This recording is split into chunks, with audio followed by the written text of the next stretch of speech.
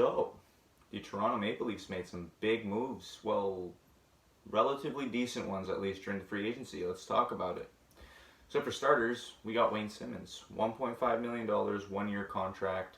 He's probably going to fit in on the third line. I think this is probably low-key the best signing they made. I know they got defense, but hear me out. Simmons, $1.5 million, very capable of scoring 30 goals, 20 even. Hardworking player, respected all around the league. I think this is an amazing signing for Toronto. Plus, there's no risk at all. If he does bad and ends up busting, it's a 1-year contract. Not bad at all. Number 2, we signed TJ Brody to a $5 million 4-year contract. What I really like about this is the fact that it's not a 7-year deal, because 4 years, even if he doesn't turn out to be what we wanted him to, at least we don't have him until he's like 35. You know what I mean? So I agree with this signing. He only got about a $300,000 raise from when he was with Calgary. So I really agree with it. Honestly, he's a big guy. Riley is finally going to play with a defenseman who is not a cone. He's not going to play with CC or Hainsey, who were his best partners. He actually has a defenseman in TJ Brody, who's responsible in his own end. He can also contribute offensively. I think this is a great signing. The third one was Zach Bogosian. Third line D pairing. Just won a cup with Tampa. Another 1-year, $1 million deal. No risk at all. And he's a big guy. He can hit. He can fight. So if someone goes to Anderson and hits him, or someone tries to run after our stars, Zach Bogosian will make sure they don't do that again. So I really agree with that one as well. So in total so far, the Leafs have spent on average per year about $6.5 million. They also went to go sign free agent Jimmy Vesey, who used to play for the Rangers, then he went to Buffalo. He is now a Leaf. They signed him to a 1-year, $900,000 deal.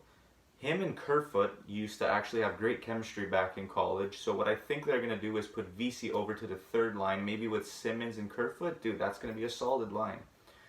He can score as well. He's defensively, not the best. But I mean, he's a $900,000 contract. What more can you expect from it? If he can score 15 goals this year, even 10, and just kind of not be a minus player, another great signing, I think. So, in recap, we got Brody, we got Bogosian, we got Simmons, and we also got Jimmy Vesey. We lost Kapanen in a trade. We essentially dumped Andreas Johansson. It had to happen. We got Joey Anderson in return for it, which, I mean, it was a lot more of a cap dump, and at least we got something in return. He's a younger player. We'll see what he can do.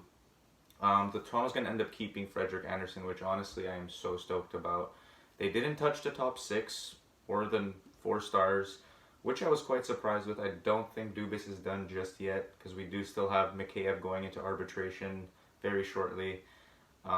We also have to sign Dermott, and I'm not sure if they're going to keep Kerfoot or not. I hope they do, to play with Vesey just to see what happens. But hey, who knows what Dubas has left up his sleeve. I think Toronto, are they Stanley Cup contenders?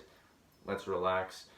They are not contenders just because of the moves they made, but compared to how good they were 3 days ago to now, Toronto did get better, especially defensively, which was the major part, because this team can obviously score goals. We've seen it.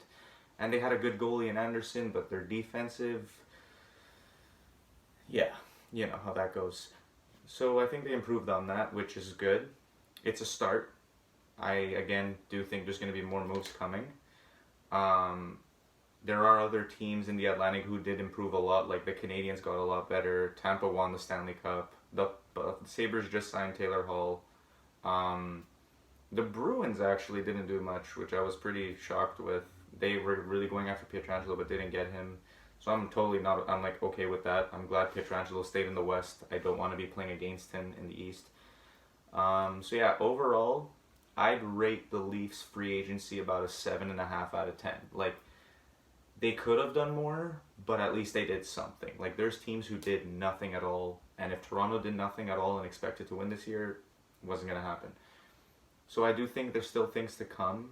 However, I am very happy with what has been done so far. Plus, there hasn't been too much sacrificed in terms of like salary cap and all that. I think they did pretty good in terms of the contracts.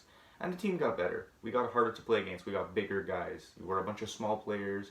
And now we brought in Simmons, who's good, he can fight, he's gritty. Bogosian, who is literally a train. TJ Brody, who's a solid D-man. Jimmy Vesey, another 6'3" player. I think they did pretty good. But to all other Leaf fans, what do you guys think? Do you think there's going to be another move, or do you think this will be what the team will look like when the season starts? Let me know down in the comments. Make sure to follow me on Twitch and TikTok. I do stream on Twitch pretty much every day. My name is thatleafsfan16. If you haven't already hit the subscribe button on YouTube, make sure to do so right now, because we are going to be posting NHL 21 content. I'm going to be doing season reviews about the team and like time to time when there's breaking news and stuff like that. So anyway, I hope you guys had a great day. Thank you very much for watching, and peace out.